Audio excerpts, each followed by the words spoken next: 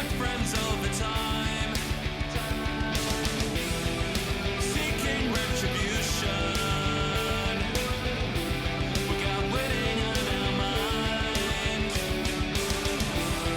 We've got to cross the line.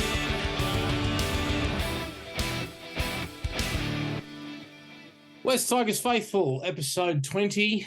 We are away from, if you were a cricketer, the initial first few runs, and hopefully we can make a good score. Joe McCord is with me. How are you, Joe? Yeah, pretty good.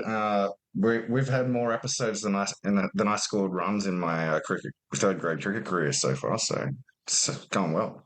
Yeah, it'll probably be about the same for me. I was one of those bat 8, don't bowl, if I bowl, economy of 46. Mate, I was a star leg spinner, but I couldn't hold the bat. Sometimes I'd hold it upside down. Very impressive, but also completely expected from you, might I add. Yes, I have leg spinner energy, don't I? Yeah, a little bit you do, actually. You got to be a little bit eccentric to be a leg spinner. You have eccentricity in spades.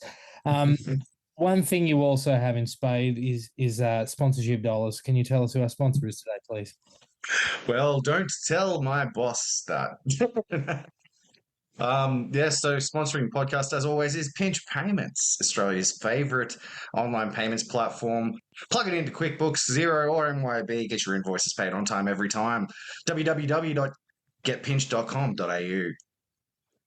We have our first West Tigers team list for 2025. It's effectively a second string side with the exception of some with a sprinkling of first grade talent. I may as well just run through it. Fullback, Heath Mason. Wingers, Jarrell Skelton, Alex Lobb. Centres, Solomon Afa-Atape and Josh Folletti. The halves, just like Spoon Bowl, Lachlan Galvin, Latu Fainu. Front row, our boy Tim Johannssen. The captain at 20 years old, Talon Silva and David Clemmer. The back row will be Tony Slukar, Sione Fainu in jersey 12. We'll get to that in a little bit. And Justin Matamua locking the scrum. Jerseys 14 through 24 are as follows. Tristan Hope, Kit Lauli'i, Jackson Rami, Solomone Sakuru, William Craig, Lachlan Broadalow, Mark Tennels, Max Lyles, Valentino Tavana or Tino Tavana, and Jared Haywood. And finally, Noah Johannssen. First and foremost, let's just go through these talking points. Skelton's on a wing, but Toa, Charlie Staines, Adam Dewey, and Luke Lauli'i are absent. Now, as are Jareen Buller, Sania Taruva, and Justin Olam, but you would expect that. Wait, what do you think's going on here? Is this the quintessential club hit out for Jarrell, or is he behind on the pecking order, you think? It's hard to say. Sometimes if you go by previous year's trials, sometimes you do see this sort of thing where like somebody who is actually penciled in for the 17 in round one does play in this trial. I think, Galvin is going to be the 6 in round one and he's playing. That's, surprising to me. I can't think of a possible reason why that you would risk him in this fixture. But I think with Skelton, it might be just so that they can get a look at him in a game environment. Because he doesn't have a whole lot of experience either in first grade, sub 10 games of first grade experience. So they might just want to get a look at him out there on the field, so that they can, download some data on him and, give him some specific things to work on pre-round one. That being said, if he's not in the frame for round one, it's not the end of the world. We've got a fair few other options. That is true. And a lot of those are absent, as we said. Look, we'll probably sit here this time next week and we'll get a second trial team list and we'll probably have more of an idea. But it's nice to speculate now. Lachlan Galvin at 6, as you mentioned, I'm not too sure what the plan is there, but hopefully, touch wood, he is uninjured. Another person who I hope is uninjured is the captain, Talon Silva. Pretty nice to see the C next to his name, and I hear it's a reward for his work at the army camp, but that's pretty cool for a 20-year-old, eh? Yeah, it must be a trip to captain a side with an Australian rep in it. That's pretty mad for him. I actually saw a team list of the players that weren't named, and you can actually make a starting 13 out of it, and it got me thinking. Maybe Lockie's on the outer. Maybe they're going to run with Adam Dewey at 6. Well, please don't say that. Oh goodness. The experience of Luai, Adam Dewey, former West Tigers Player of the Year, 7 and 6, beautiful. I could see it happening. Oh, thank goodness Lachlan Ilias and Kyle Flanagan are in the league. We won't have the slowest halves pairing. We'll have the 16th fast. Hey, Adam Dewey out-ran Kyer weeks, mate. Yeah, all right. I'll give you that. One that's not on the tip sheet, Dave Clemmer in this side. Now, obviously, I know Lachlan Galvin, yes, I don't know what the plan is there, but seen as Terrell May, Alex Twal, Fanua Bolle, and Royce Hunt are there. Jack Bird's obviously going to play 13. I think his cards might be marked. He might sneak into jersey 17, but I get the feeling he's starting the year in New South Wales Cup. Do you agree? I know. There could be a couple of other reasons. I think that, NBWT on X echoed your sentiments. I think he might think the same way you think. I saw him mention such, but I don't know. It could be that they just felt like that they needed, one of the forwards leaders, and Clemmer's obviously the most experienced middle. Maybe they just wanted him in the game day squad around those lads, so that there was that experience for them to like lean on if it got a bit harder, and they weren't just running out like a whole bunch of inexperienced guys. That is true.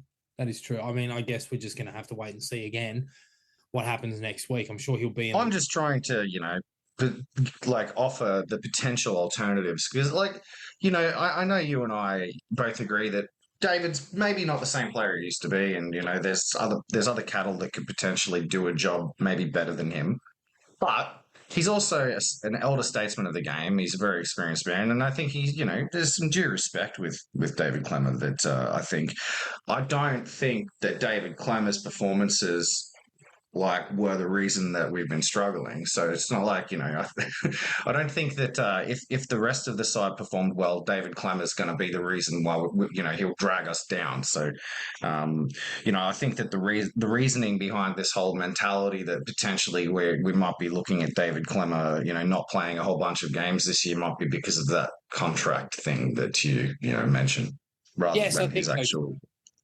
level. Mate, I think that we've probably mismanaged him from a conditioning point of view. He looks like a 50-year-old bricklayer. As a result, he probably needs to, get on the what did Tim call it? The mass gainer and the creatine. But look, at the end of the day, it's he's always been good with his output from a statistical point of view. But at the same time, there's some things around eye tests that you worry about, mainly around leg speed and finding his front and so forth. And he can ball play. I think his issue has been fitness, just like every other player at the club. I think that his conditioning and his fitness just hasn't been where it's been. You can say what you want about John Bateman, but Bateman said that we weren't on the pace. Probably wasn't lying. I think the eye test said as much. So who knows? Maybe with the all of this talk about it being the hardest they've worked in off season and all the boys are fit as hell. Maybe we get a reprise from Dave. Time will tell. Sione finding on an edge. Do you like it? Yes, I do. I like that they are actually, putting effort into trying to find alternatives in the position. I think he potentially suits an edge. I think that you might find, they've got on the bench Rame, but they've also got Sol Sakuru on the bench too. And I've sort of thought long and hard that he might be an option in the back row, and maybe that's what we might see this weekend is him actually come on and play a role in the pack too. So, but we obviously do need to develop some talent in that position, and we'll get to see some guys get some opportunities this week, which is quite exciting. Which we will. We may as well roll through them now. There's a couple here for your little black book between, again, jerseys 14 and 24. Tristan Hope, who's the hooker from Q Cup. He was part of East Tigers' premiership winning side in 2023. Keep an eye on him. He just schemes through the ruck a little bit, plays a little bit like Appy, so keep an eye on him. Jackson Rami, former Australian schoolboy, Balmain Jr. He got poached by South in about 2019, I believe. He was kind of a bit mismanaged and the pandemic hurt him a little bit. He then went to Newcastle, had a solid year there in New South Wales Cup. statistically. If you go and have a look at our Pathways Parable episode, we do a little bit more of a deep dive, but keep an eye on him. Lachlan Broadalow, who funnily enough signed a train and trial contract with a development deal next year. So the club obviously sees something in him. I'm interested to see how he goes. Mark Tanos, who we spoke about last week, very mature, number 7. Very excited to see how he goes against men in a game environment. Max Lyles, he's from Queensland. He was recruited last year. From Northern New South Wales, Benora Point. My apologies, Northern New South Wales. As a man from Northern New South Wales, I have to rep my people. That is fair enough. Max kicked a field goal in his first game for Jersey Flag a week after he arrived in the Inner West. Keep an eye on him. Noah actually gave him a bit of a rap in the interview, which you'll listen to in a little bit. Tino Tavana, Tino, as he's called by NBWT. It's right there in the name. He's very, very good in the air. He's very athletic, very exciting to watch. And Jared Hayward. He's a baller. He's very baller. And I reckon I'm very excited about the fact that he's actually pushed his way into selection criteria here, because he's got like a lot of X factor and like untrainable skill. So if he's actually getting a chance, that's a good sign. For sure. Keep an eye on Tino. And finally, Jared Hayward, a very, very classy number 9, Australian schoolboy last year, plays a bit of 6, plays a bit of 9, and was responsible partially for Balmain's second win the last week, which we'll get to in a little bit. Obviously, the Johanssens, which I talk about them all the time, but those boys will explain how their preseason's gone and what to look forward to from them on Saturday night. The other thing I just wanted to touch on quickly, Justin Matamua, I'm really, really interested to see how he goes. Given how good he looks at the moment. He is looking very, very trim. In terms of what I look for in a trial, Mac, there's a couple of things. Fitness, which has pretty much been non-existent amongst West Tigers players for about 12 years. The Dragons trial last year indicated that we were well and truly off the pace from a conditioning point of view. I kind of hope that they had a little bit more work to do before, because obviously we had a bye round 1. It didn't prove to be the case, so I'll be looking there. Keep an eye on effort areas, so line speed, kick pressure, kick chase, whether or not our boys are supporting, the players around them in our scramble in defence. Obviously, our contact and our wrestle, it's not going to be absolutely perfect, but I'm hoping to see us dominate collisions early, and the Bulldogs are a great team to do that. They love the collision. They've got great line speed. They're massive on contact and wrestle as well. So I'm interested to see how we go from a contrasting point of view. And attacking structure, not necessarily scoring tries, but providing that, the boys look, structured and organised. And I'm interested to see how we use our 13. So keep an eye on Justin Matamua. Anything else on what to look out for? Yeah, I think that there's kind of probably like 2 pass marks for me. There's like good, and then there's like exciting. And good would be, some of the things you mentioned, that line speed in defense, if they've got defensive intent, and defensive cohesion.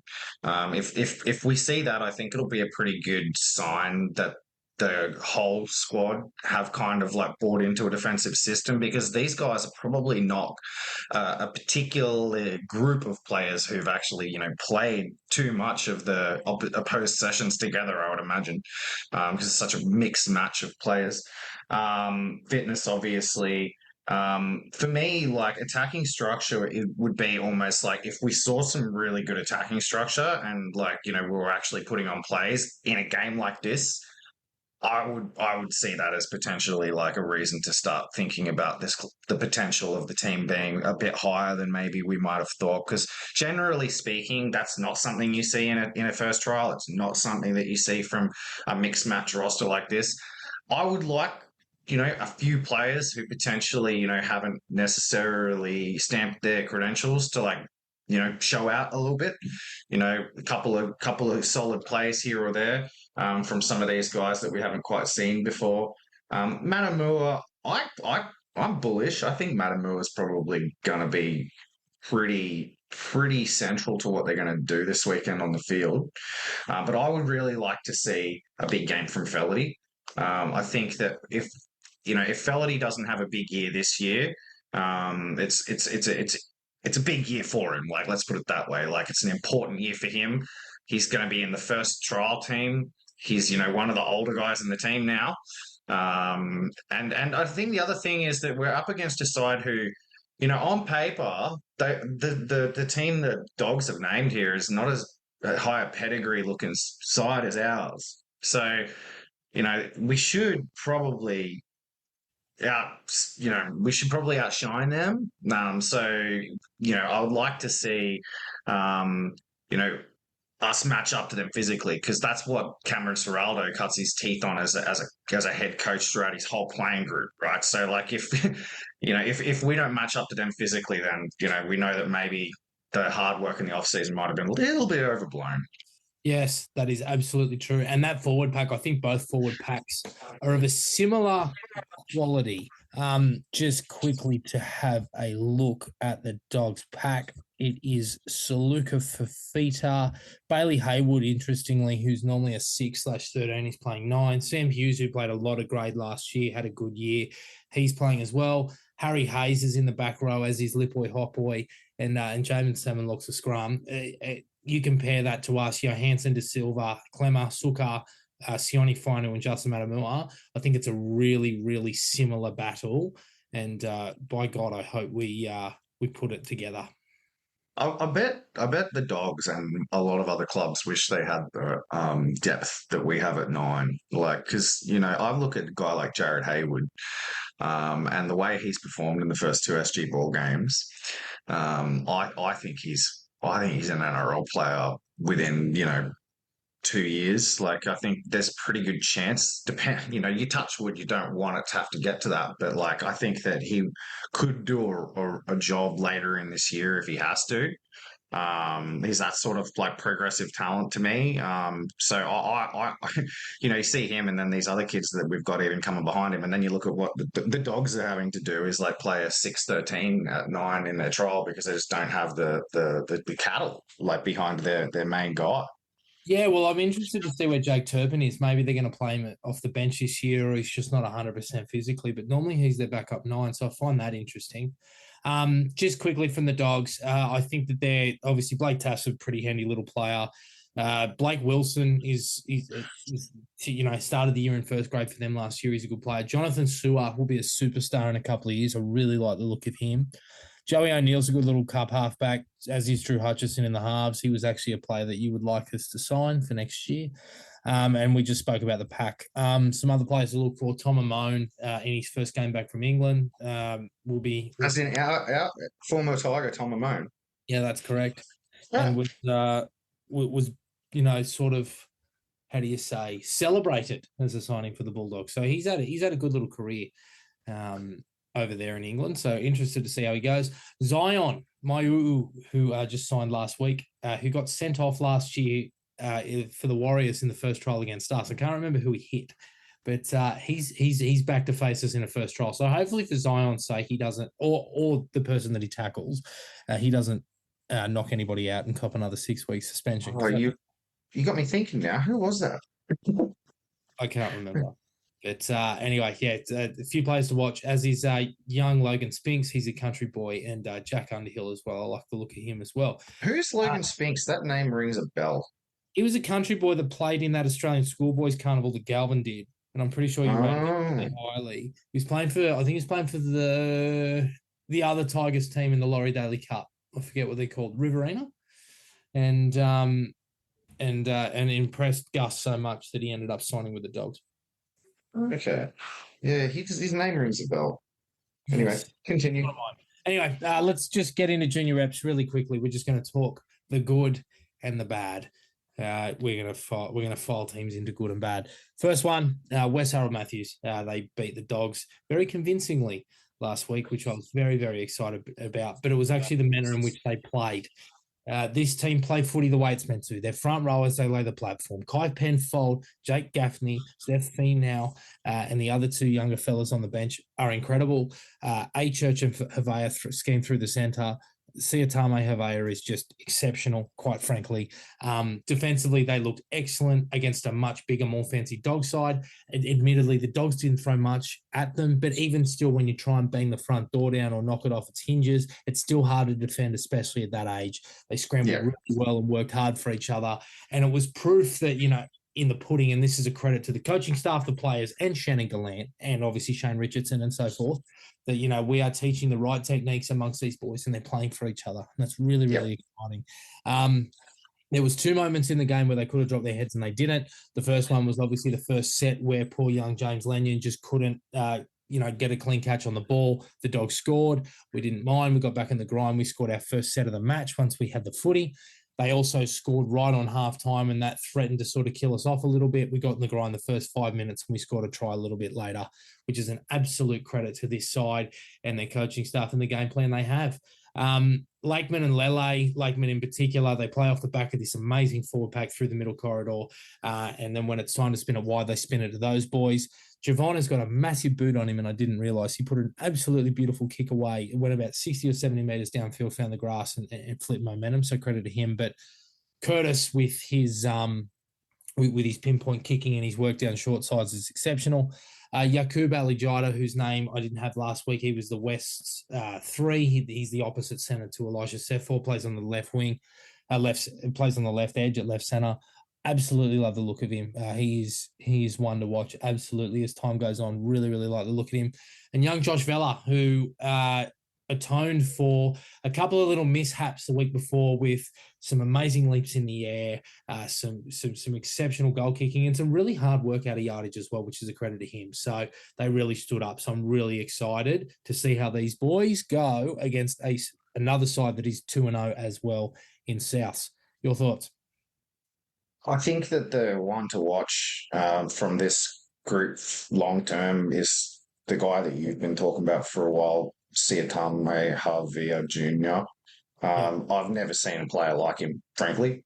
He's a 13 that sometimes just decides he wants to play halfback. We get in there at first receiver and he'll start attacking the first defender and trying to pop an offload, but he can also just tuck it under his arm and go. The best thing I say about him is he looks like an NFL player physically. He looks like he's just built for combat. He's got huge lower legs, big calves. His trunk is just massive, but agile, fast, skillful. He's got it all. Very excited about him. Absolutely. He and on both sides of the ball, he hurts you. He can scheme, as you said. He can ball play. He is an exceptional talent and one that thankfully we do have locked up. Do you think that there's he's that sort of player at his age that probably ends up being a prop because he's so big, because he's so big. And you see this, I know we've been through this before where you've got these skillful players like Martinua who are the tweener, half, come 13s, and Siatame's a lot like that. But he's way bigger than Justin was at that age, way, way bigger. The idea of him being able to continue to be, I guess you got guys like Kikau and stuff like that who, still manage to be skilled players even with big size. So I guess that'd be the hope, right? Yeah. Look, I don't think he's necessarily tall. He is built like granite, but I don't necessarily think that he's that tall. So I'm interested to see how he grows. But yeah, I mean, I'm not too sure, mate. Time will really tell. And, he's still got 2 years of SG ball and then probably another 2 years of flag. There's a bit to do. So time will tell with young Siatame, but all the signs are there that he has the ability to go a very, very long way.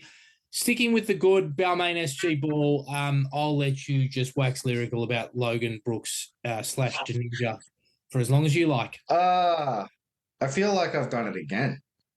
You know what I mean? It's just, my number 1 draft pick. He's the lead horse of my top 5. Out of nowhere, I saw one highlight. I'd never seen him before. Somebody posted in Discord this one highlight from a Kerwin game, and I was like, what we were doing at the time. You can imagine Logan Brooks. They're talking about Logan Brooks. Everybody's like, oh no, it's another L Brooks. Oh God, what's going to happen? And then have a look at the highlight. It's like, oh no, sorry, I didn't realize that we just signed Ryan Pappenhausen's clone. Like this kid's nuts, man. Like, and he's just getting started. He's still you can still see that he struggles to figure out when to inject himself. Like, he does everything from nothing. He plays completely out of the structure of the rest of the team. He hasn't, except for that one, the third try he scored, where it was like beautiful. Like, it was just this dominant play where they put on a normal backline movement that was probably designed to go all the way to the wing. And they got it to Logan where he had enough space between him and the one defender that was marking up on him, and he just decided to one step, boom, gone, try. Like, that sort of stuff. Like, what he's doing in this grade is playing as dominantly as what you see the kids that end up being like superstars, like that level of dominance, that 3-try performance, that 80-meter line break in every game type performance. That's what the likes of Mitch Moses used to do, the likes of Luke Brooks used to do, the likes of James Tedesco used to do. I'm blown away. I didn't think that he would be this good this quick, but mate, that try that he scored, that long range try that he scored, like, are you kidding me? Like, 65 out, left, right, step, beats the man, comes up to the fullback, gets 2 guys on him, just shrugs them both off. Oh my God, are you kidding? It's nuts. It certainly is. He didn't do it all on his own, though. Jared Haywood's class sort of shone through and was responsible for some really, really good passages of play, wasn't he? He's a great player. Like I just was talking about him before, I think Jared Hayward's a very, very promising player. There's a few in this side. They didn't play anywhere near as good this week as they played last week. They played for about half an hour. They got off to a shocking start. This side is better than they realise, I think. This is my appraisal. I think that they were really up for that first round game against the Magpies because, the inter-club rivalry definitely would have got them up for it, and the Magpies probably were caught on the hop, probably expecting themselves to be the better side. And then I think what happened was, these guys not the most cohesive yet, haven't been used to playing together too much. Off a big win, might have looked at the Dragons as easy beats, and then they've just been caught with their pants down. But as soon as they got behind the posts and they had one good lucky turn of play, it was just on like Donkey Kong, and they put on like 32 unanswered points, and that was the end of the game. And then they clocked off again at the end. But the Dragons, ran out of time. They to their credit, fought right back, but there was a couple of real dodgy calls there. But yeah, Jared Hayward was great. Both the centers were great again.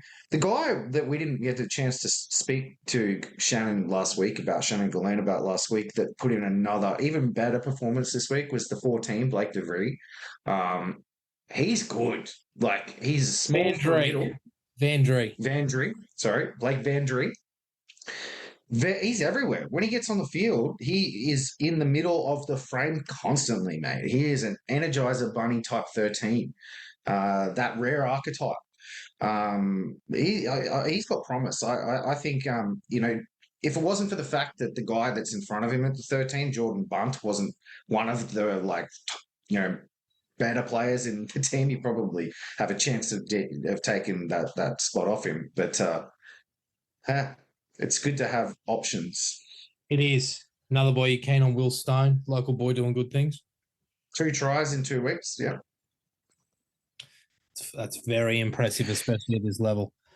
Who have Balmain got this week? Let me have a look. All right. I don't know. I just assume it's going to be another W. They're playing the Manly Sea Eagles. They're obvious. Yeah, that's right. They're playing Oni.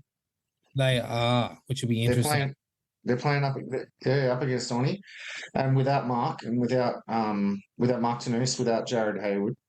So that's going to be interesting, mate. I mean, if they want to win, all they got to do is give it to Logan Choice. Look, I think it'll still be a close game, to be honest. Manly had a good win, one against, I think it was the Warriors, but it got absolutely trounced by the Steelers 32-4 last week. And I don't think that the Warriors are that great of a team. I think it'll be close. Hopefully these boys stand up, and this is the next phase in their season. Time will tell. I've heard good things about the guy that's coming in to play at 9, Massimo Maestrelli.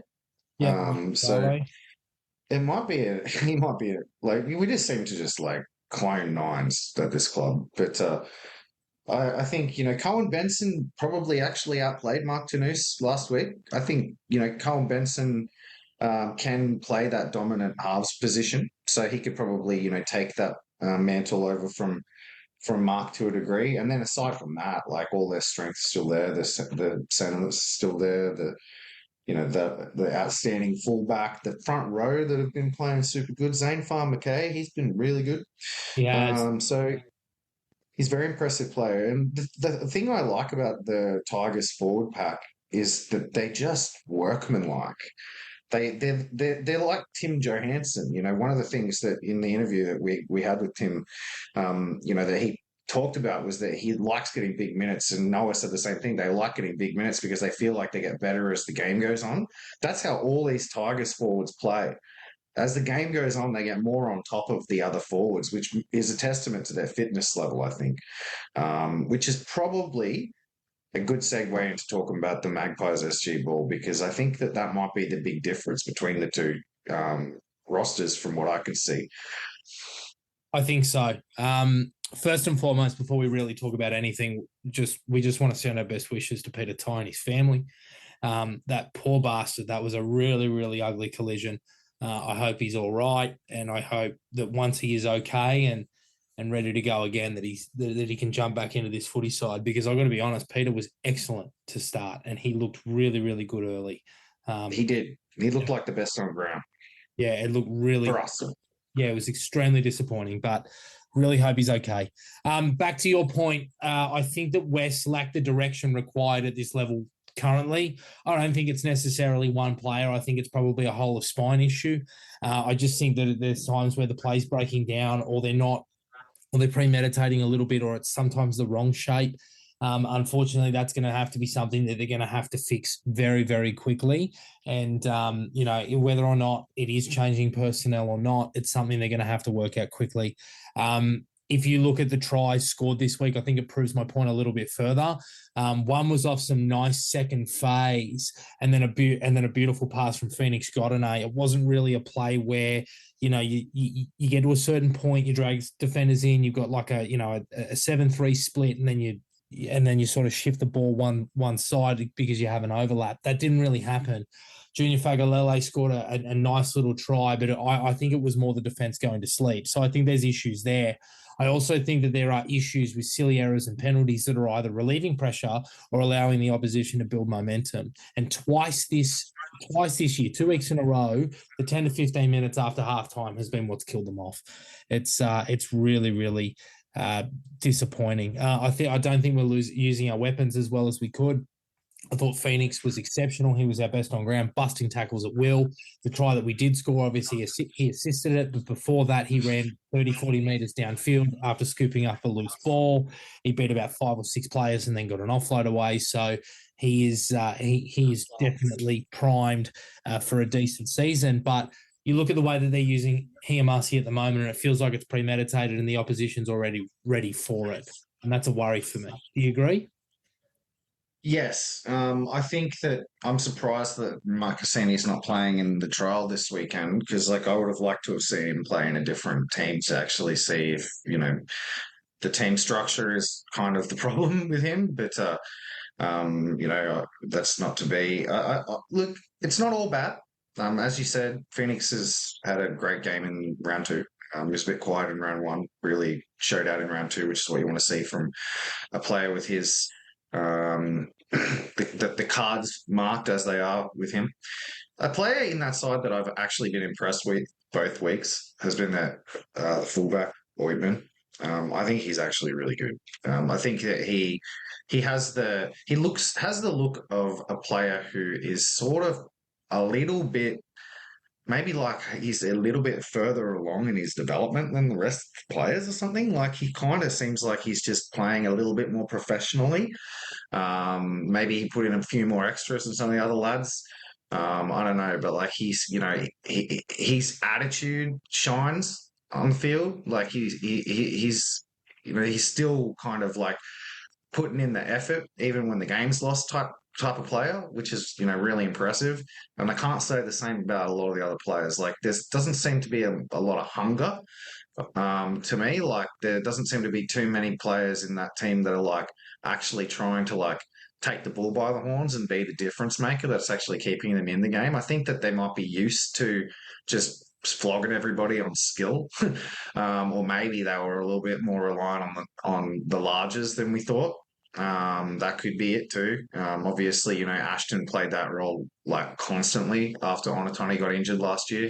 He was definitely like the spiritual leader of that team in the Harold Matthews. And obviously, now they've got halves that they've probably, or most of these guys haven't really come through with. So stuff to like. Definitely room for improvement. It's just it's just interesting to me because like I don't necessarily think that there's any particular reason why that side on paper should be performing worse than the Balmain side. Like I think that there's something else going on there. Like I don't know, they obviously train separately. Just something going on there, like in their heads, in the way that they're prepared in the off season. That's just different from what's happened over at the Balmain side. I think. Yeah, it's going to be really interesting to see how they go this week because they need to sort out their season very quickly. But they're going up against another South side that's 2-0, so going to have to be mindful. Quick few players that I thought played well. I thought Curtis Dupont, who scored a try, and Callum McMenemy, both on the right edge, were quite busy. I thought Denzel played really well in his first game and offloaded at will, and I thought was the best game that I've seen him play in probably 12 months. But these guys, if they want to have a season of any sort of significance, need to kick on this week. Balmain, Harold Matthews, much like West, just too many errors at crucial times, I think, that are really hurting them. The size difference also hurt them this week. There's a lot of year youngs in that side, which you have to be mindful of, but contact on a few occasions was below standard, some of which you can attribute to size, others you simply can't. They lacked the direction in the dying minutes to cross the stripe. I think that, they probably would have benefited from some strong direction. But at the same time, this is early and these boys are learning. So we'll see how they bounce back next week. I thought there was some really sharp ball running from 5'8" Isaac Mascarenas, particularly when he scored that first try. And young Braden Wood did really, really well to score in the corner after picking up a loose ball. But ultimately, I think this is one that could have been for the Tigers and one that really, really hurts them, much like West SG ball. Your thoughts? Yeah, I didn't get a chance to watch the Balmain Harold Matthews game this week, so I don't really have much to add there. I think that it seems like the pathway, the like Balmain pathway at the like under 14s and under 15s isn't that strong. Like to be honest, it makes sense. It's like not overflowing with the population that you might expect to play footy these days. But as you can see, the Pathways recruitment has done a really good job bringing players to that club to fill those holes. So, there might be for quite a while yet that we see that Balmain Harold Matthews side kind of just being a little bit of like you get the makings of a team together, and then we bring some extras from outside when they go into SG ball. They're a more competitive side. And one thing that's interesting that came out this week is apparently they're talking about the revival of the national youth competition.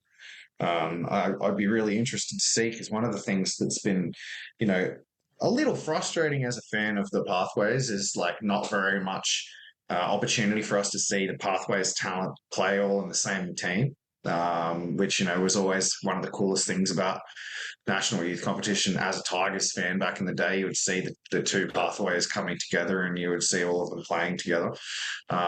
We obviously have the Cubs program, but that's not televised. There's not much coverage of those sort of games. They're really just trial games that they play with other clubs sometimes. So that'll be interesting to see. Hopefully they can get that back together, because it'll certainly make our podcast more listenable. Definitely. I mean, obviously, it's one to look for in 12 months, and I think it's good to benchmark your under 21s with the rest of the league and everything like that. And I'm an advocate for that, but I still think they've got it wrong. I think it needs to be a national reserve grade.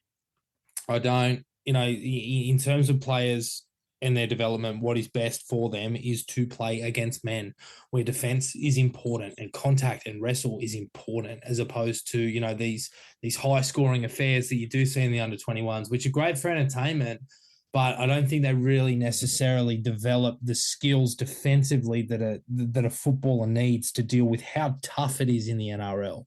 That's my point of view. What do you reckon? Yeah, I get what you're saying. I think that, the more precocious talents sort of end up going into the open grade pretty young. I think that, just looking at the recommendations, it seems to be a lot of it's designed to a lot of it's designed to actually impact Penrith. That's what it seems like. They say it seems like that they've sort of recognised Penrith's model as broken. Bringing through such a crazy good crop of juniors, and it's about restriction of player agents, contracting players young. There's a lot of conjecture about stopping powerhouse clubs from hoarding talent, which is a problem for us because that's our model, even if we've been unsuccessful. So hopefully, by restricting Penrith's dominance, they don't stop us before we get a chance to to flaunt our own. 100%. Just want to quickly talk about 4 more pathway sides. Wins for the girls in both Tasha Gale and Lisa Fiola against Canberra, 34-0 and 40-6 scorelines respectively, which is pretty impressive. Big week this week against Penrith for both of those teams. And in Laura Daly and Andrew Johns Cup, both sides were got the dub as well. I really like the look of the fullback for Laurie Daly Cup, Aaron Payer. He was extremely impressive and he's a great mover. Also a big fan of Tarawi Golding Lions for the Andrew Johns Cup side, as well as the winger Sebastian Taylor. He's got an unreal solo try. Both look excellent. Have a look at that if you can on NewSouthWalesRugbyLeague.com. Anything else from you, Mac, before we throw to the Johanssens? Nah, let's get the boys on. This is our deep dive with both Tim and Noah.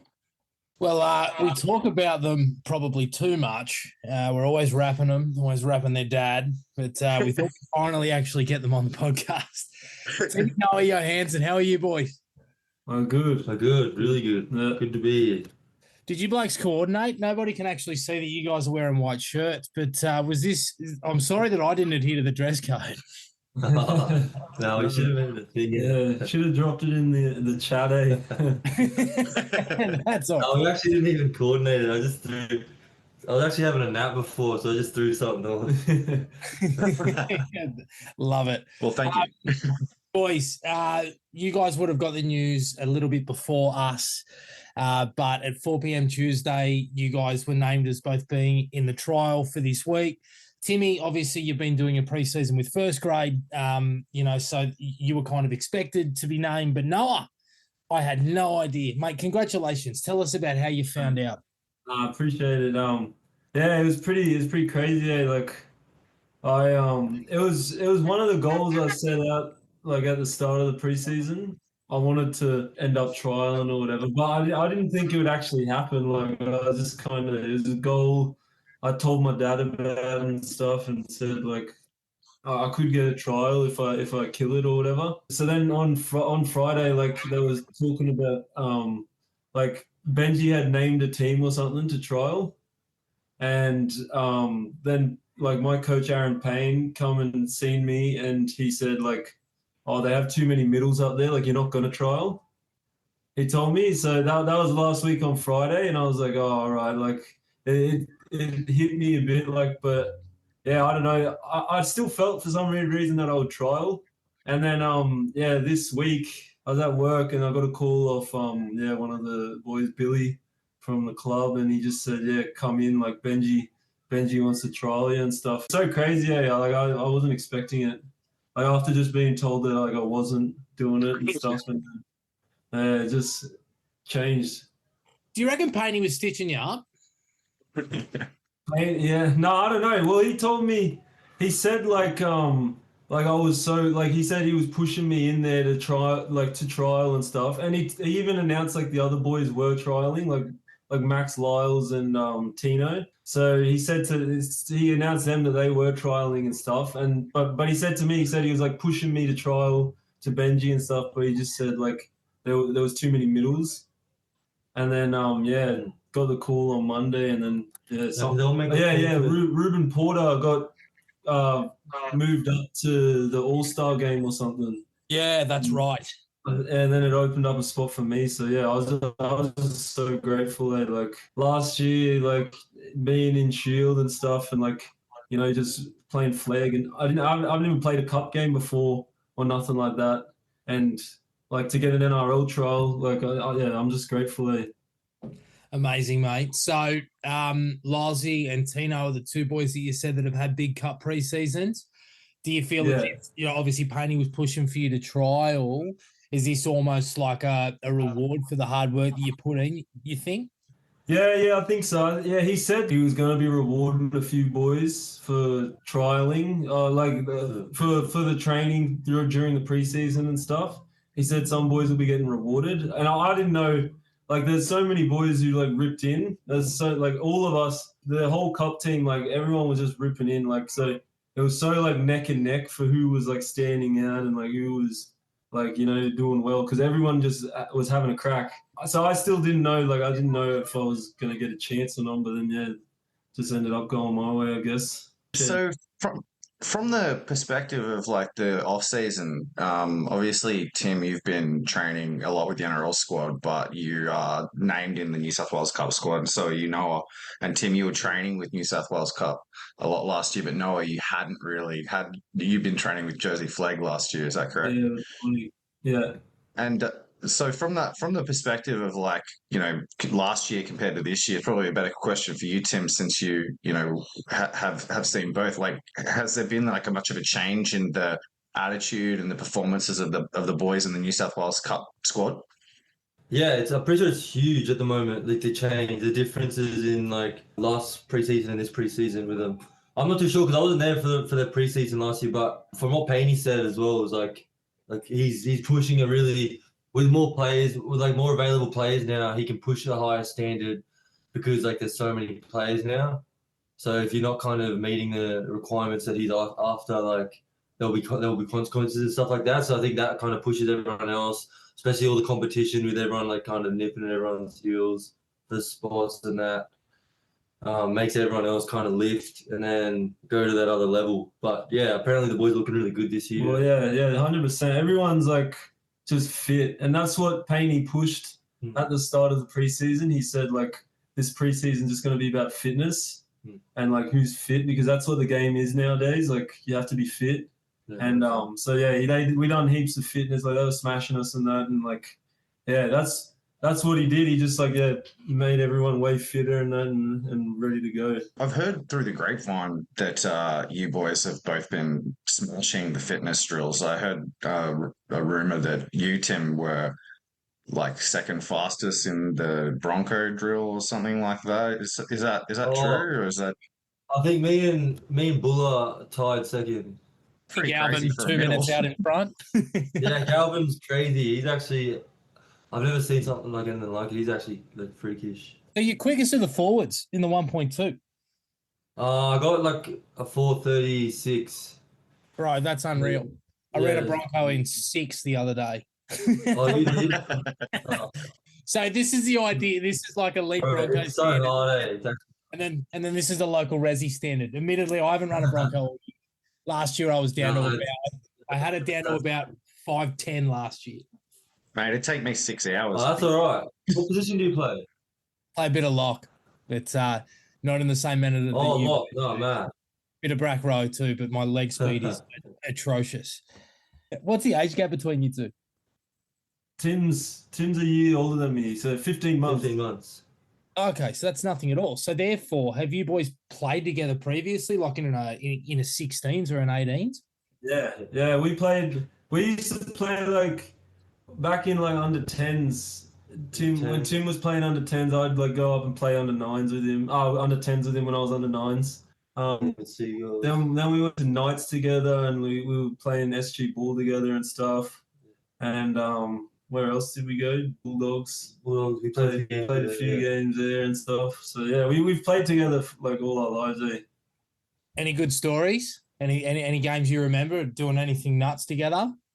I don't know. We always have a good crack when we're on together. Yeah, no, it's good. We kind of we bounce off each other a bit, and we probably tend to look for each other a little bit more with offloads and stuff. Yeah, even last year in the ride games and that, like I got called into the Ron Massey team, and like we had a game together and stuff, and like we just started like offloading heaps, and like they had to tell us to stop offloading so much because like I was like doing no. You jump into halfback, did you? Yeah, I was like doing no look flick passes to Tim and stuff. Yeah, and, like, getting me carried away there. Oh, Maybe that's how you got on the radar of Benji Marshall. You were throwing some Benji Marshall flick passes. Yeah. Comparison there. Oh, that's awesome. So, like, is there any hint that you boys will get on the field together next week, or is it sort of Timmy, you'll play first and I'll play second, or you can't even give that away? I don't even know. I'm not too sure.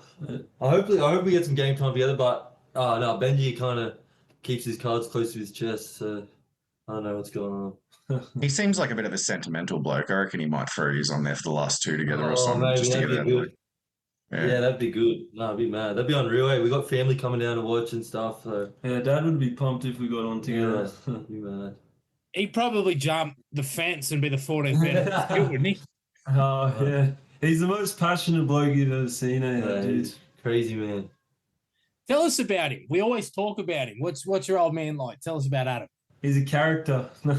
he's the man. Like he just loves his kids so much. Yeah. And like where his whole life pretty much. He was always like back when you're a kid, you hear like, oh, only 1% make NRL and things like that, and like people would kind of say that. We'd always hear that, and he'd always be the one telling us like, no, like he used to be the 1%, like you can do it. Like he's always the one like pushing us and making sure we never gave up. A few times I wanted to walk away from when I was younger and do like just have fun and not play anymore and stuff, but he'd always be like, no, you gotta do this. Yeah, it's gonna work out. The whole reason like I actually started pursuing footy was like this one day we were like I played a game or whatever. Like I was really unfit. Like I played crap, and my dad, he started getting into me about it after the game, telling me I was fat and stuff, telling me to get off the couch and stuff and that. And but then yeah, it actually kind of hit me. Like it offended me, but like it pushed me in the right direction. And I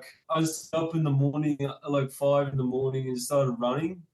I just started running, doing laps around my block and stuff. I've done it the whole week through, and then like on the weekend I just had like a crate, like I played mad and like I felt real good. And then I realized like that was the point where I realized like, oh, it actually works. Like doing extras and stuff actually works.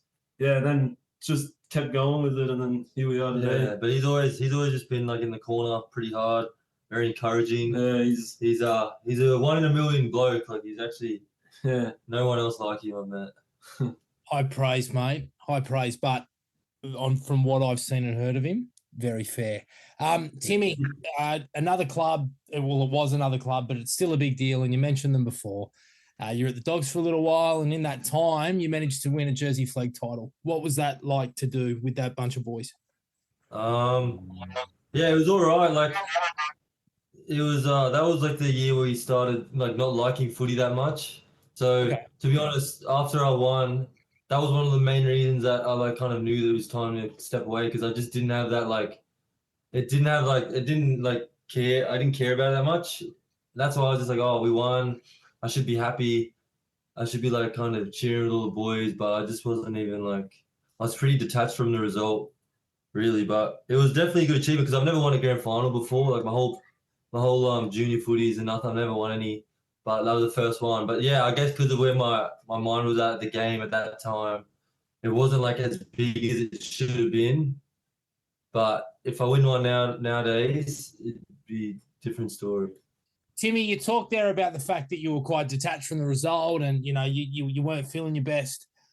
Was there, you obviously went back to ride and did a Sydney Shield and a Ron Massey Cup preseason. Was there anything in particular that sort of reaffirmed your love for the game again or that made you fall back in love with the game? I swear it was nothing in particular, but it was just probably not having anything to do for a bit and kind of reassessing my why and my reason for playing the game in the first place. I think maybe because I never thought about it that whole time that I wasn't playing. I never thought of that. But then slowly, just before I got back into it, I started kind of finding myself restless.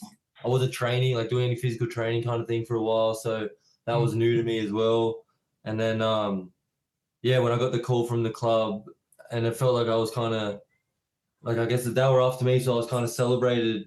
So it felt like it was a good feeling to be kind of wanted, I guess for my hobby, because I started thinking about getting new jobs and stuff like that. And then I kind of had the thought to myself, I haven't kind of done any major studies. I haven't ever really applied myself at any other trade or work or whatever. So I started thinking, the only thing that I've ever really been good at really is footy. And if I can get paid for that, then that's even a bonus. So that was a big thing. It's I'm just going to give it, I'm going to do this. And then I just remember that first time I spoke with Franey, from the manager for Ron Massey, for Ryan Eastwood, sorry, I just was so happy to be going to the gym again. I bought mass gainer and stuff, and I just had a goal again. I had a goal again in front of me, something to achieve, and that just kind of just kicked into gear, and it just became that joy. I got so much joy out of doing it all again, the rush and the thrill of it all. Amazing, mate. Yeah. So, so far, from what we've seen, you guys have played pretty much exclusively as middle forwards, either at prop or I think Noah, you might have played a couple of games in Flegg last year at 13. Is that sort of your bread and butter role, or do you guys think that you guys can also sort of fill a role in the back row? Because I know, Jared and I kind of look at the roster composition of the Tigers, and it does look like that, there's some opportunities there to fill a position in the back row. Has that been sort of something you guys have been looking at as well?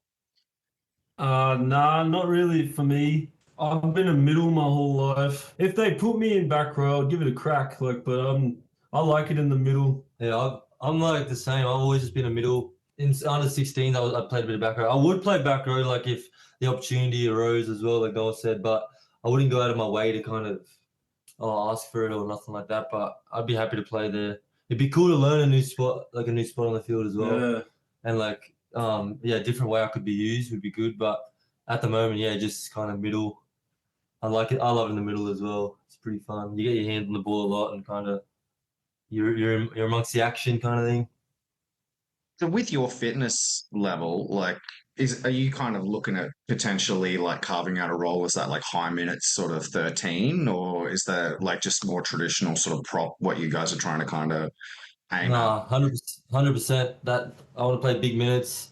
The 13 would be good, but just be I reckon I didn't used to be able to, but now I can kind of, from my last cup season, I was pushing out some big minutes, and I'd love to kind of find that role. And I feel like the longer I'm on the field, the better I kind of get as the game goes. So yeah, same for me as well. I want to play minutes, big minutes, and that's what me and Tim are good at. Is I don't know, always trying to get involved and our fitness and stuff. Yeah, that's our bread and butter. So if we can play as many minutes and get involved as much as we can, then that's us. The fact that you just want that collision on both sides of the ball, and you just want to play high minutes, and the longer you go on, or the game goes on, the better you get. Another bloke that's like that, Timmy, is Terrell May. He said a lot of that through preseason. How have you found training with him? Oh yeah, he's a man. No, yeah, good. He's a good lad. He's funny. I think we're probably kind of the same kind of players. We just kind of get on, get our work done, and I think he's pretty fit as well. So it's been good. It's been good learning a few things here and there off different players as well. Who else have you been learning off? Who do you see as a mentor in the group? Oh, well, definitely, I reckon, like, just seeing Clemmer and how much, like, pre-seasons he's done, how long he's been in the game is definitely, like, crazy to me to think, like, at that level, like, how good it'd be to be at that level. You're lining up alongside of him in the front row as a starter this week. That must be pretty special, lining up with somebody who's represented their country. That'd be a first for you, I imagine. Yeah, I was actually telling Noah this morning, like, that's actually kind of a big moment for me. Like, if I kind of sit and dwell on that and, like, how far I've come and how good that is for me is, like, it's pretty massive. Because, yeah, he's a legend of the game. So you guys have been with a fair few clubs now. Like you've obviously you started off at the Knights in the junior reps, spent some time at the Bulldogs, and now at the Tigers. And it seems like you're finding your feet at the Tigers. Is there anything particularly different about how the vibe at the Tigers or the way the West Tigers or Magpies system operates that you potentially A big attribute that one- to? Yeah, a big one I reckon is like how I've connected with the coaches. Leon first when I got there for Flag, I just connected well with him. Like me and him just got along, and he liked me and the way I play and stuff. And he wouldn't like try and coach me out of the way I play, I guess, sort of thing. Okay. But like, and then also like Paney as well. Like he's just these people. They're like people you just want to win for and like want to be the best for. 100%. That's what I've found anyway. Like during my preseason and stuff as well with Paney, like he just makes me want. I mean, he makes me want to actually like work for him and like actually like doing all the hard stuff and that. Yeah. No, 100%. I reckon same with me. Like after you've been around a little bit, like a few years in Newcastle, being like the new kids there, and then same with Bulldogs. Yeah, Tigers is definitely with the culture and how nice all the boys are and all the coaches and that. It's you definitely feel like you're more free to play your game and kind of be yourself, I guess, at training and stuff, which is good. Yeah, that's something that Benji Marshall's talked a lot about, especially when because he's obviously coaching a team that's full of a lot of young guys, making sure that they feel comfortable playing the type of football that's, got them to where they are. So it sounds to me like that he's probably impressing that through the coaches right throughout the grades. Oh, 100%. 100%. You can even hear with Benji, like, in the meetings, like in the video room, when he talks to you one-on-one, when he talks to the boys on the field, like he's so big on confidence and building your confidence and kind of encouraging and making sure like obviously if you do something wrong or you did wrong, but he always like kind of finds a way through it and like helps you out with it and picks you out one-on-one and like will go through things with you. Like he cares so much about you and how you feel in that, which is really good. Just meeting Benji for the first time and stuff, like he was just so like I could just tell he cared. He actually cared, and he actually wanted to show me how to get better. Yeah, it's awesome. And yeah, it's mad. That's amazing. Timmy, we've spoken about a few little smaller aspects about preseason, but is this your first one ever? This is probably the first one. So first full NRL preseason. How have you found it? Yeah. Oh, bro, I've loved it. It's just I can actually because there was so much to learn, and I didn't understand like how much more the little 1%ers and everything kind of just things that I've been kind of just I haven't known my whole footy career. Now I know and understand why you do certain things on the field and all the learning aspect of it, and then like obviously the strength and the fitness part, putting everything together. It's like it's really cool to me, like to see the actual changes in the development in my game. Unreal, mate. That's so that's so good to hear, and obviously that's why they get blokes like you to come up and do it and develop. But you made your debut last year, which we obviously saw, and we haven't actually congratulated you for it. So congratulations on your NRL debut last year. You did Thanks, very brother. well. Some players can go back to cup after making their debut, and they might be a little bit lazy, or they might spit the dummy a little bit. You were the opposite. You actually got better. Which speaks to your attitude. What was your mindset going back to cup after that week in first grade? What was your mindset? Oh, it was definitely like NRL helped my confidence so much because you always think in your head, oh man, like I wonder how I'd go in like an NRL game or like and stuff like that. But then after you play and you realize it's just footy. Like footy's just always going to be footy. but it makes you also realize like about yourself, like, oh, I can handle it with the NRL players and things like that. So obviously going back down to Cup was like I had a new kind of confidence. I'm blessed to be here. Benji asked me to stay up like full time with the squad, and I'm always gonna kind of put my best foot forward on the field, like no matter what grade I'm playing. That's what I kind of did from like the Sydney Shield trial to the Ron Massey Cup to the Cup. Like every game I had, I was just trying to be the best out there, and I took it a bit more personal to kind of be the best man out there on the field kind of thing. And then it just worked and it got me to where I was. And then so I'm like not gonna stop doing that, like regardless of kind of NRL or Cup, you know what I mean? Totally fair, bro. And if it works for you now, then it's going to work for you down the line. That try you scored in New Zealand to win the match back end of last year. I don't think I've seen a big man score that kind of try since Denny Wicks about 15 years ago against the Roosters playing for the Knights. He ran about 60 meters. Talk me through it. Bro, it was just such a blur. Like the game was just going well. I had so much energy from the start. I just had this feeling come over me the whole game. Like I was kind of on. I was doing my thing. I wasn't getting tired. Like I had heaps of energy in the tank. Yeah, I think in my second stint, towards the end of the game, whatever, we were down. I think we were drawn or like we were down by 2 or something. And yeah, I was just kind of, I wanted to win so badly. Hodgie seen there was a bit of space at the hooker, so he kind of drawed the first marker. And I just kind of stepped back on the inside and the space opened up and I just ran. But I think as I was getting to the fullback, I sold the dummy. The fullback was already kind of leaning towards him, so he only, I think, grabbed on my boots or something. But I kind of stumbled out of it, and then I just bang next to the post. It's crazy. It's so crazy. And then I just remember all the boys like grabbing me and like going hectic, going crazy, and I was just like, wow. And then it's just like that, like kick off and start playing again. And I think we had like 5 more minutes to go to finish the game, and yeah, we got the win. Yeah, that was a ripper try. I remember paying pretty close attention to that game because obviously, we've been pretty observant of your performances throughout the year last year, and to see that happen the week after you went back to New South Wales Cup from first grade certainly. I think gave me a lot of confidence that my prediction about you was probably going to be pretty accurate. That was pretty special. That was the game before I debuted, I think. Oh, really? Okay. Yeah, and then we played that, and then the week after, like that's when they called me to come into NRL training, and then like the next day, kind of Benji said that I was debuting, and then we played Thursday night against Cowboys in NRL. I thought you were a bit hard done by getting dropped back. To be honest, I thought you debuted. They didn't give you too many minutes, but I thought it was pretty quality. To be honest, but I remember hearing, I don't know whether it was like I read it or I saw it on like a Behind the Roar or something like that, but you seemed like you were a bit down on your performance. Was there anything particular that you thought that you could have got done like better in that debut performance? 100%. Like I just didn't get. Well, we were down to 12. I remember we were down to 12 men, so we were doing a lot of defending when I was on, and we were just kind of getting rolled. I just feel like I didn't get my hands on the ball as much as I wanted to. Like Yeah.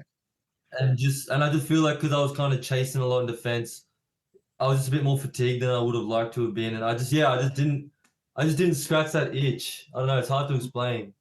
Yeah, no, I think I understand. Like if You know what I mean? Like I feel like I could have done. Poorly timed. Yeah, it was just all so quick, and like I feel once I got off, like I still had so much more. Like it just makes me more hungry for my next chance. You know what I mean?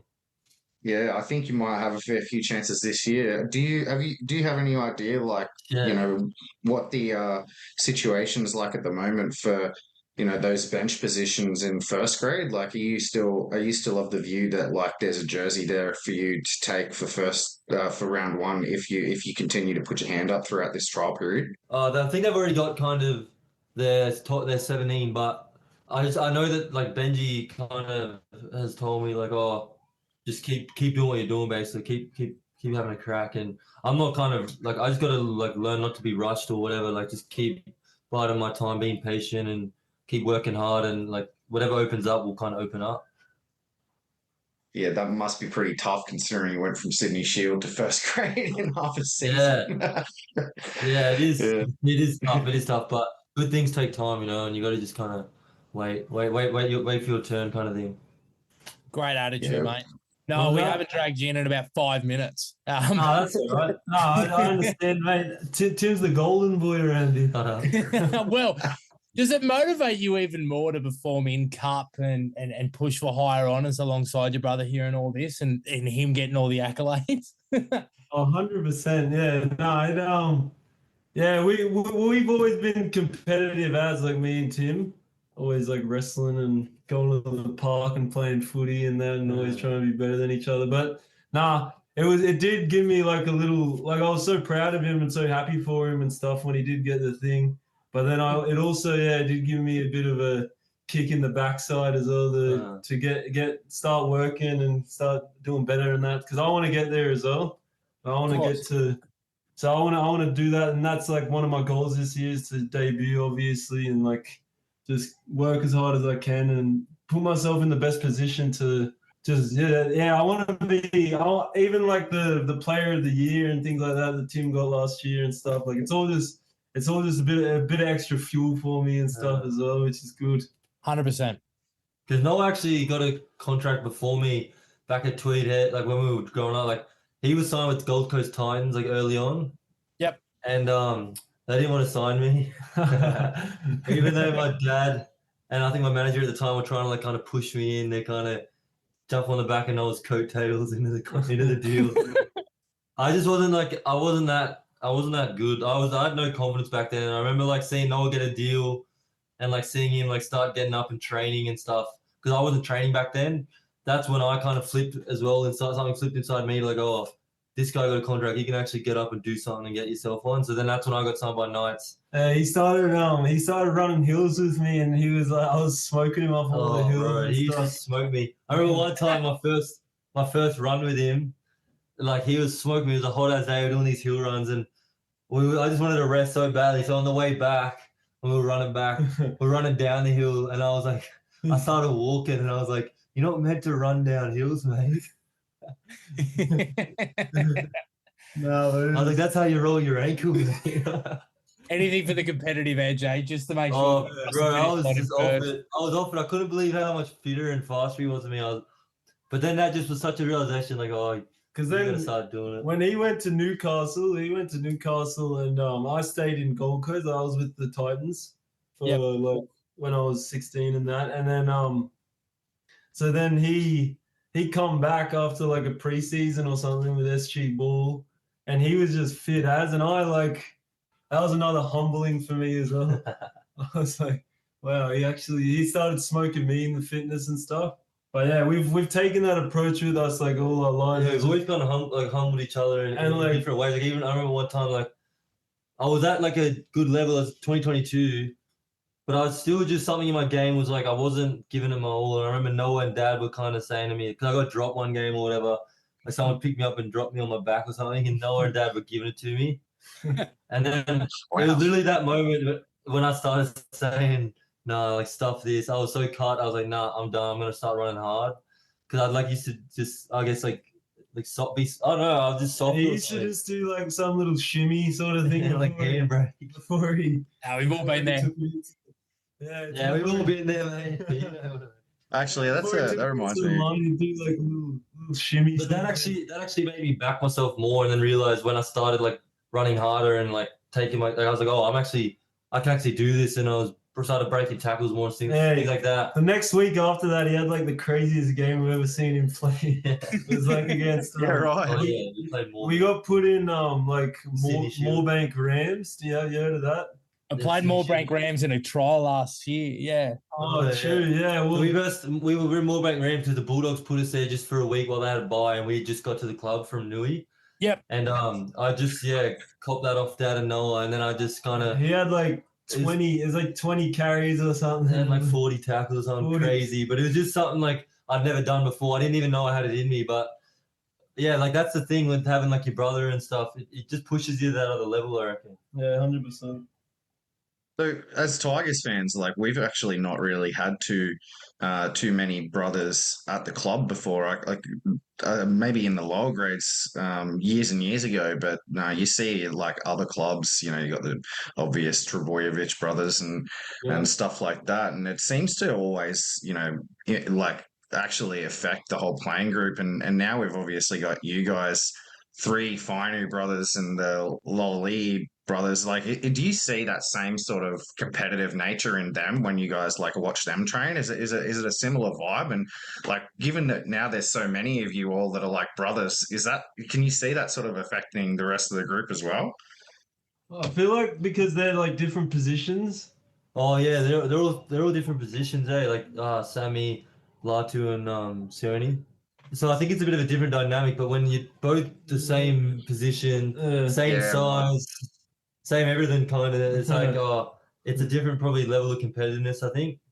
yeah, fully would be. Hey, it's Yeah, I think I that's can't the I difference. can only think of like a few brothers that played the same positions over the Like years. Like Burgess brothers, really. the Well. Burgesses, the Kalis Oh, Josh brothers. Morris and Brett Morris. Yeah, yeah, it would definitely be a different energy. I was actually thinking when you were telling that story about getting dropped on your back, it reminded me of a story. I'm actually from not far away from where you guys are from in northern New South Wales, and Oh, no, whereabouts? yeah, I'm from Grafton, so Oh, up that yeah, way.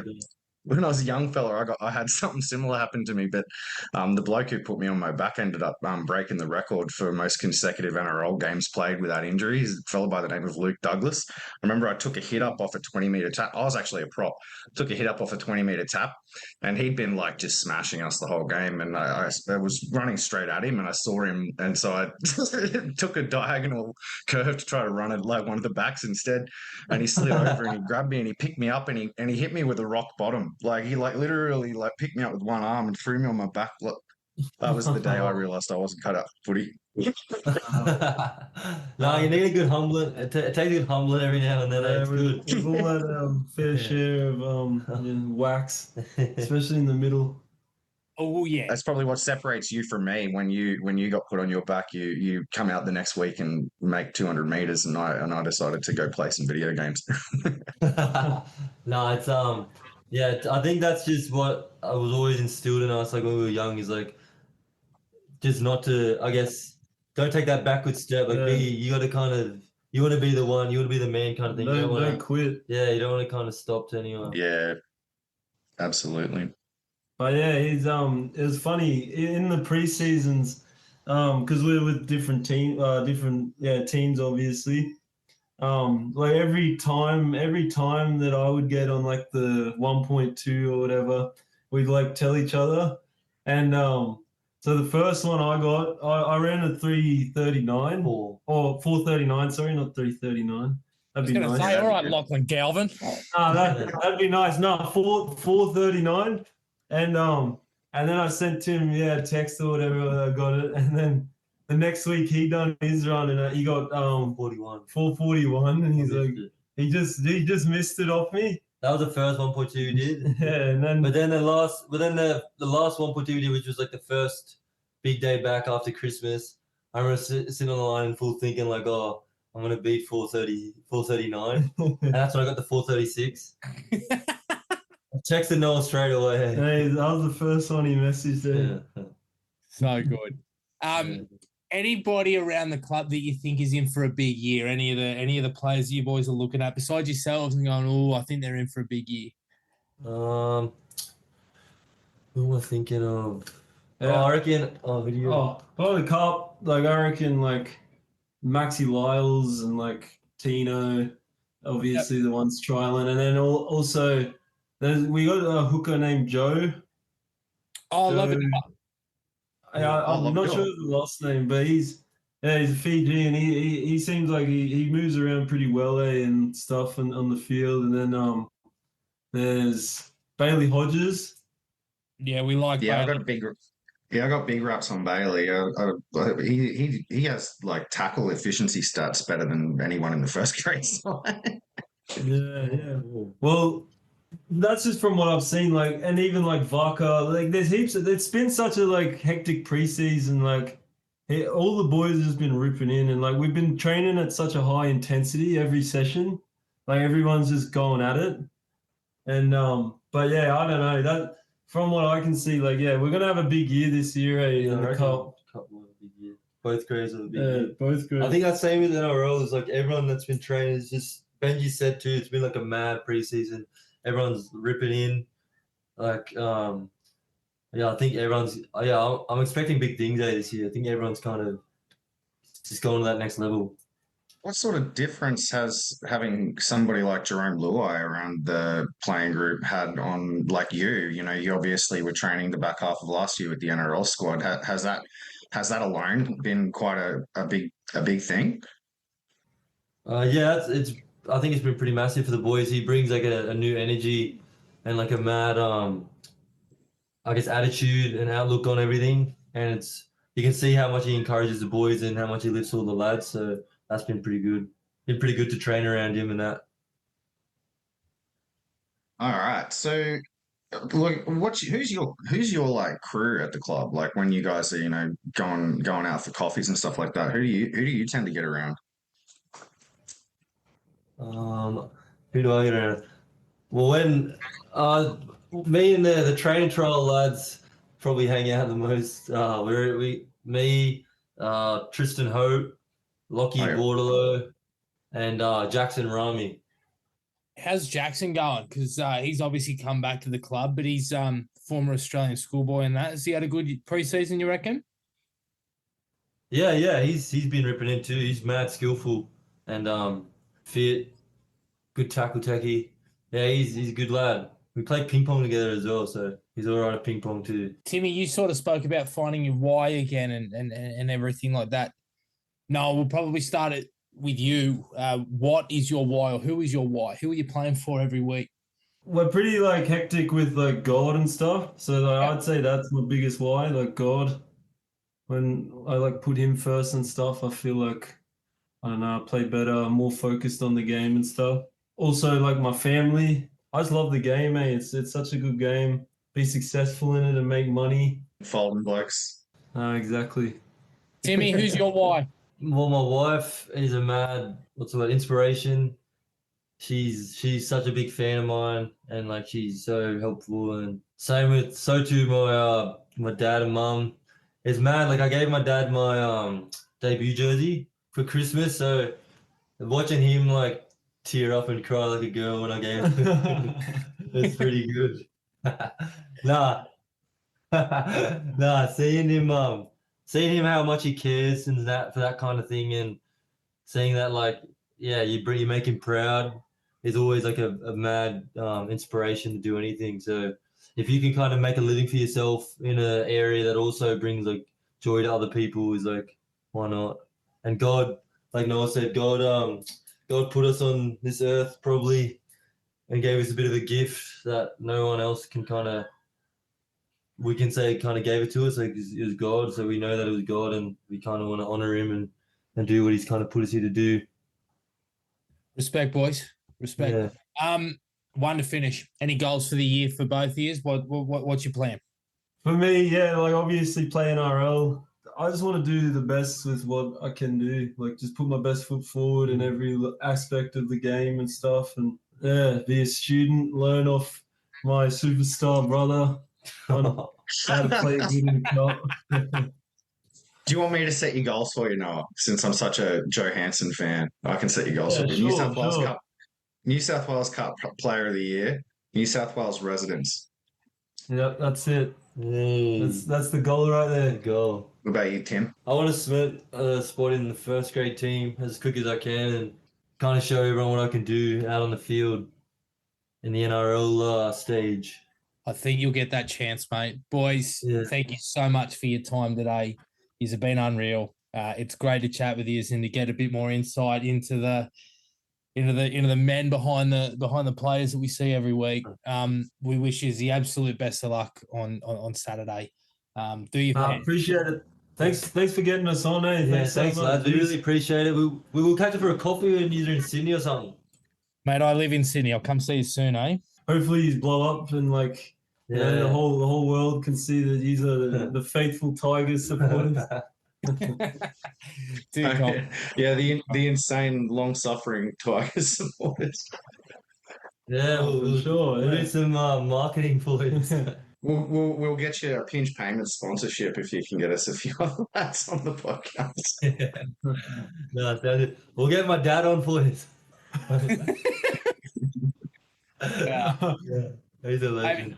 Maybe one day. Anyway, boys, great to see you. It's great to meet you, and we'll catch up soon, eh? All right, brothers. God bless. See you guys. soon. See you Thanks, later. lads.